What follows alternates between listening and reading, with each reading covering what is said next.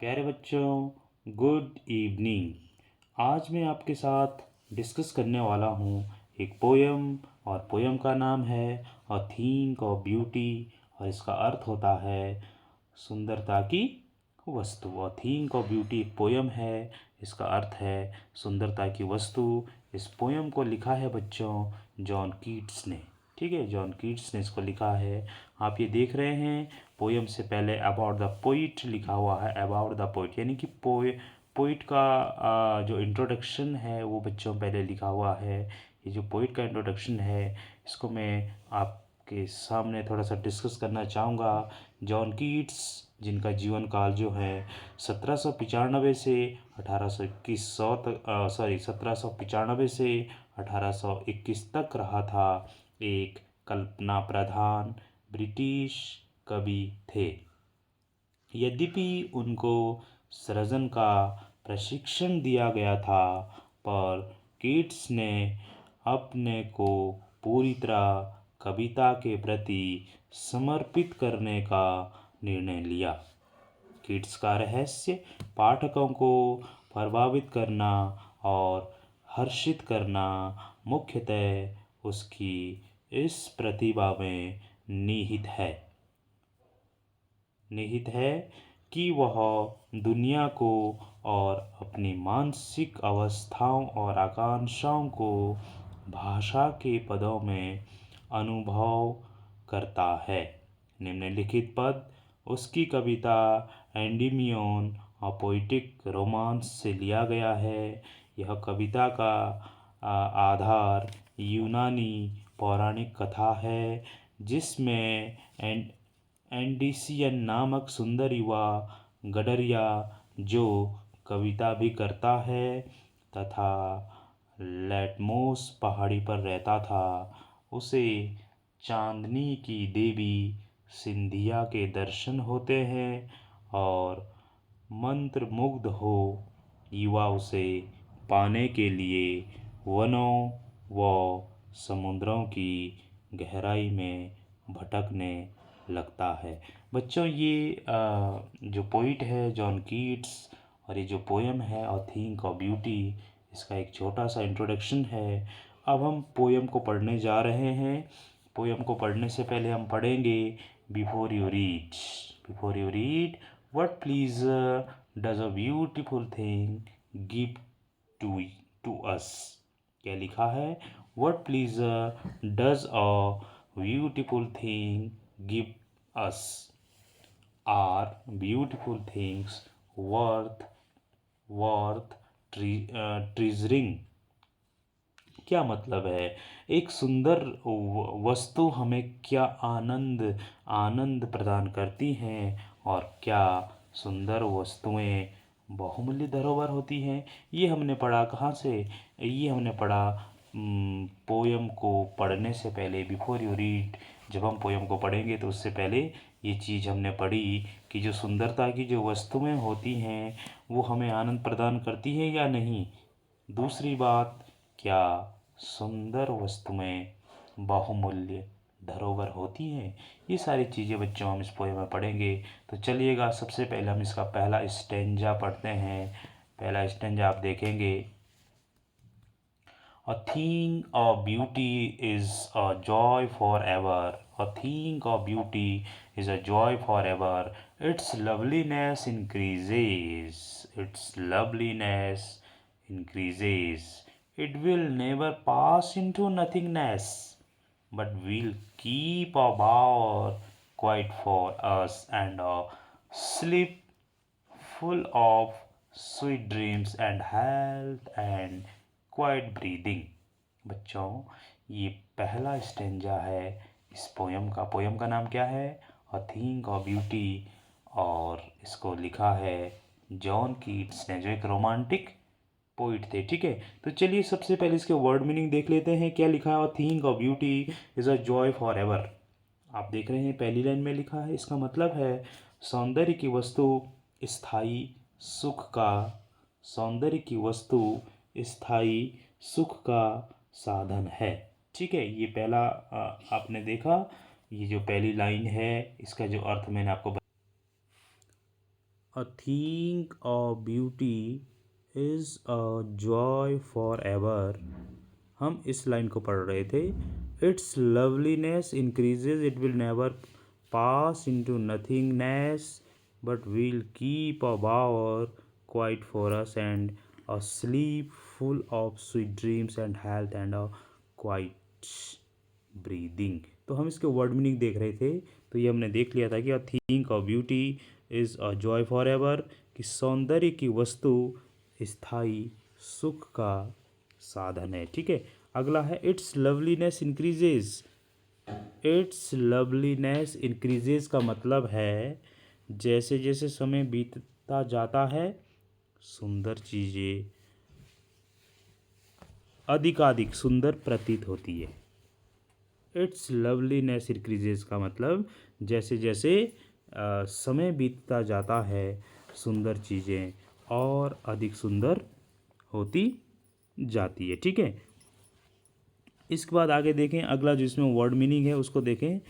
Next pass into nothingness. Important है. Pass into nothingness इसका मतलब है बी फॉरगोटेन, भुलाई जाती है. पास इनटू नथिंगनेस का मतलब है भुलाई जाती है. बावर एक शब्द आया है, इसका मतलब है कुंज. A pleasant shadow place under tree. A pleasant shadow place under trees इसका मतलब है बावर.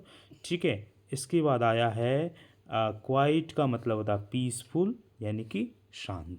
तो इस तरह से अगर हम इस पूरे की पूरे इस स्टेंजा का अर्थ समझे. A thing of beauty is a joy forever, its loveliness increases, it will never pass into nothingness but will keep a bower quiet for us and a sleep full of sweet dreams and health and quiet breathing. इस पूरे का अर्थ अगर हम बच्चों समझे तो इस तरह है कि सौंदर्य सदैव रहता है, सौंदर्य सदैव रहता है और वह अनंत प्रेरणा और प्रसन्नता का स्रोत है. सौंदर्य सदैव रहता है और वह अनंत प्रेरणा और प्रसन्नता का स्रोत है.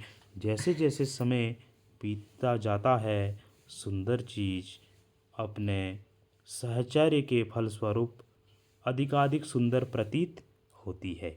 उसको कभी भुलाया नहीं जा सकता. वह हमारे लिए एक शांत कुंज प्रदान करती है. वह हमें मधुर स्वप्नों से भरी नींद प्रदान करती है. वह हमें अच्छा स्वास्थ्य प्रदान करती हैं और हम शांति से जीते रहते हैं. ये है हमारे पहला स्टेंजा है उसका जो अर्थ है वो मैंने आपके साथ शेयर किया. Think of beauty is a joy forever, its loveliness increases, it will never pass into nothingness but will keep a bower quiet for us and a sleep full of sweet dreams and health and quiet breathing. इसके बाद अगले में आते हैं. Therefore on every morrow are we breathing a flowery band to bind us to the earth, spite of despondence of the inhuman dearth of noble natures of the gloomy days. आइए ज़रा इसका अर्थ समझते हैं. सबसे पहले वर्ड मीनिंग में हम बात करेंगे कि इन एवरी मोरो से मतलब है इन एवरी नेक्स्ट डे, प्रत्येक अगले दिन. इन एवरी मोरो कौन सा शब्द हुआ है बच्चों यहाँ पे यूज़ एवरी मोरो. ठीक है. देयरफॉर ऑन एवरी मोरो. ठीक है. ये यूज़ हुआ है. एवरी मोरो का मतलब एवरी नेक्स्ट डे. ब्रीदिंग का मतलब होता है वेविंग इनटू अ ब्रिथ, माला बनाना. ठीक है. ब्रीदिंग का मतलब होता है वेविंग इनटू अ ब्रिथ, माला बनाना. और फ्लोरी बैंड का मतलब होता है अ गार्लैंड ऑफ फ्लावर्स, फूलों की माला. और फ्लोरी बैंड आप देख रहे हैं यहाँ पे लिखा है अ फ्लोरी बैंड, आप देख रहे हैं यहाँ पे. ठीक है. और फ्लोरी बैंड आपने देखा है. और फ्लोरी बैंड का ब्लेंड का मतलब है फ्लोरी बैंड से मतलब है अ गार्लैंड ऑफ फ्लावर्स, फूलों की माला. इसका अर्थ है to bind us to the earth. To bind us आप देख रहे हैं to bind us to the earth, इसका मतलब है to connect us to the earth, भूमि से बांधने के लिए। भूमि से बांधने के लिए बच्चों कौन सा शब्द हुआ है, कौन सा शब्द यूज हुआ है, to bind us to the earth. ठीक है, spite of despondence of the inhuman earth of noble natures of the gloomy days. ठीक है, अगला देखिए, अगला देखिए नेक्स्ट। स्पाइट ऑफ डेस्पोंडेंट्स का मतलब है मैटिस ऑफ डिसअपॉइंटमेंट, निराशा की दुर्भावना। स्पाइट ऑफ डेस्पोंडेंट्स, निराशा की दुर्भावना। इन ह्यूमन, निर्दयी और असभ्य, क्रूल एंड बारबेरिक, इसका मतलब है बच्चों इन ह्यूमन, निर्दयी और असभ्य। डर्थ का मतलब है लैक, अभाव। डर्थ का मतलब लैक, अभाव। नोबल नेचर का मतलब है हाई मॉरल प्रिंसिपल्स, उच्च नैतिक सिद्धांत को क्या कहा गया है, नोबल नेचर। ठीक है, नोबल नेचर कहा गया है। ओके, ग्लूमी का मतलब है फीलिंग डिप्रेशन, निराशाजनक महसूस करना। ओके, तो ये, अच्छा इसमें एक लाइन और है, yes gloomy days of all the unhealthy and over darkened ways. Okay, over darken ways का मतलब है निर्दयी तरीके, और सर्चिंग का मतलब है खोज करना। सर्चिंग का मतलब है बच्चों खोज करना। ठीक, इसमें आया है made for our searching, yes in spite of all. ठीक है, इसको ज़रा पूरा देखें एक बार, क्या क्या मैंने बताया, इसको पूरा हिंदी में मैं आपको समझाने का प्रयास करूँगा कि अतः प्रत्येक दिन हम अपने को पृथ्वी से बांधने के लिए एक फूलों की माला बनाते हैं। हम सौंदर्य के साहचर्य में रहते हैं, निराशा की दुर्भावना। संसार में उच्च नैतिक सिद्धांतों वाले लोगों की अमानवीय कमी है।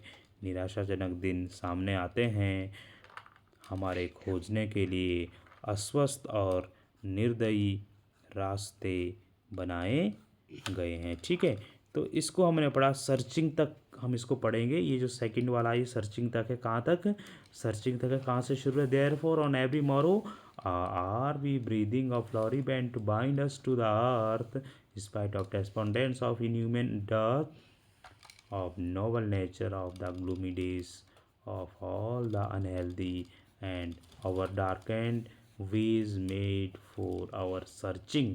यहाँ तक हमारे जो हैं 2 स्टेंजाज हो गए हैं। उम्मीद करता हूँ कि आपको समझ में आया हो, और इसके जो नेक्स्ट स्टेंजाज बचे हुए हैं उसको मैं अगले वाले वीडियो में आपके साथ शेयर करूँगा। अगर आपको समझ में ना आया है, सॉरी, अगर आपको समझ में नहीं आया है तो मुझे ज़रूर कमेंट करें और मुझे क्लास में भी पूछें, और मैं आपको दोबारा से अच्छे से समझाने का प्रयास करूँगा। आज के लिए इतना ही। Thank you.